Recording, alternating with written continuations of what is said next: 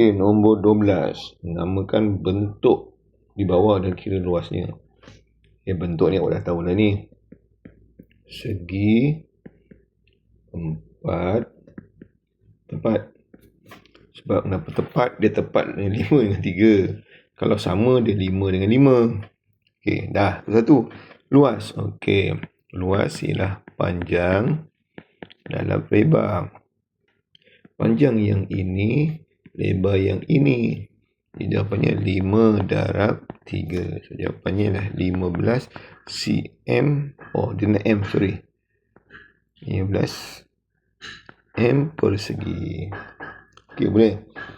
So, tapi ramai anak-anak oleh cikgu ni bukan tinggi kan, ke atas cikgu. Betul, awak tak salah. Cuma gambar ni sebenarnya dia bukan berdiri, dia jatuh dekat bawah. Awak tengok daripada atas. Umpama kertas tu dekat bawah lantai, awak tengok daripada atas. Gitu. Sepatutnya lukisannya ialah begini.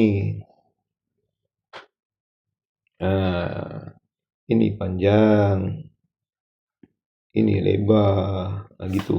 Tapi tak apa, dua-dua betul. Okey, itu sahaja.